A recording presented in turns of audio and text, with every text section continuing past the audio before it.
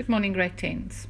Right, let's look at what you have to know for the exams and do a little bit of revision. I will do this in shorter sections. Well, number one is I've given you all the most important definitions in your notes, so please make sure that you cover those definitions. We're looking at covalent bonding.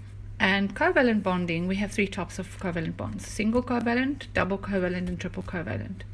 Single covalent is when there's one single bond between two elements. Most of the elements that participate in single covalent is all the elements in group 7, fluorines, chlorines, bromines, iodines, when they combine with each other. Then there's also, on the positive side, the hydrogen, which is on the left-hand side of the periodic table, but actually belongs with a non-metal. So remember, it's a non-metal. So two hydrogens will combine by also sharing an electron. Also, hydrogen can combine onto any one of these halogens from group 7. For example, hydrogen with chlorine, hydrogen with iodine, hydrogen. So they all form what is called single covalent bonds. Now, the single covalent bond can be, is always just sigma bonds. They don't form any other bond. They don't form pi bonds. So the sigma bond can be two s orbitals that will overlap with each other, and where they overlap, they share. Please note, the nuclei is on either side of the space where they share. Or a s orbital. Remember, the s orbitals are round and the p orbitals are shaped like a dumbbell. So an s orbital can overlap with a p orbital head on. Look at the nucleus. This is the nucleus of the one atom, and this is the nucleus of the other one. Can you see the same as there? The two nuclei are on either side of the space where they share that electron. That is called sigma bonding. Also, two p orbitals, they can also overlap with each other. Again, yes, the p orbital from the one atom, this is the p orbital from the other atom. This space is where they overlap, and that's where they will share the electrons. Again, look, where is the nucleus? It's on the outsides of the space where they share. This is called sigma bonding, and in single covalent bonds, we only get sigma bonding. Then we have double covalent bonding. Now, double covalent bonding can take place between elements like oxygen and oxygen. If you look at oxygen on the periodic table, you'll see that oxygen is in group 6, and all the elements in group 6 become 2 negative when they form ions. Now, the number 2 tells me they can form 2 bonds. That's the meaning of the 2. Over and above that they become 2 negative, the meaning of the 2 tells me they can form 2 bonds. So this oxygen forms 2 bonds with that oxygen.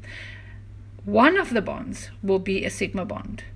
The other one is going to be a pi bond. So one is sigma, the other one is pi. Let me just write it in there,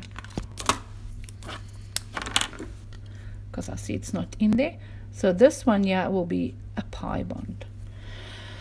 Also, for example, carbon dioxide. Now, if you look at carbon's in group 4. At the top of group 4, you've written 4 plus or minus, right?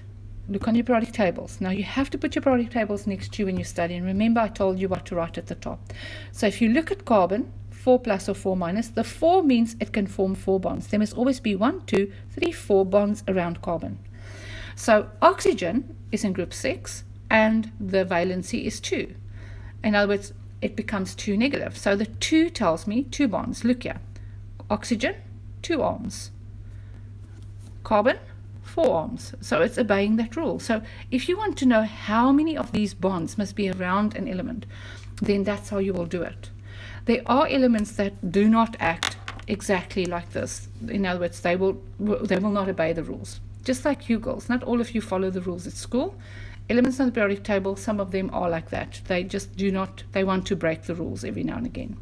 Okay, so if I look at this, carbon will form a double bond with one oxygen. One will be sigma, one will be pi. Then the same carbon forms a double bond with another oxygen. One is a sigma bond, one is a pi bond. So if you look at pi bonds, now we've already looked at sigma bonds, but if you look at pi bonds is when p orbitals overlap. So remember, p orbitals are dumbbell shaped. So this is the p orbital of one atom, there's the nucleus. This is the p orbital of the other atom, and there's its nucleus. So they will go side by side, and they will overlap. So they'll share, one electron will be here, and another electron will be there. So the space where they share is on the outside of the nuclei, whereas with sigma bonds, the space where they share is in the middle, between the nuclei.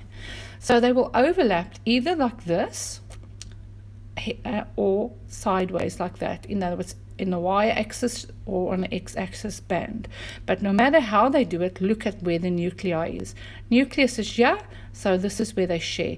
Now when p orbitals overlap like this, sideways or parallel, one electron will be there and the other one will be there, and that's how they'll share.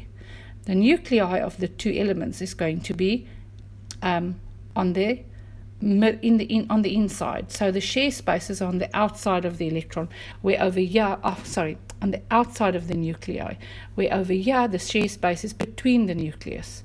Right here, the nucleus is between the share spaces. That's the difference between a sigma and a pi bond. So if you have to compare them, that's one of the ways in which you can say they are different. In sigma bonds, they will share the space between two nuclei, and in pi bonds, the share space is on the outside of the nuclei. So I hope that helps you with that. The last one is triple covalent bonds. A triple covalent bond is when one element forms 3 bonds with another element.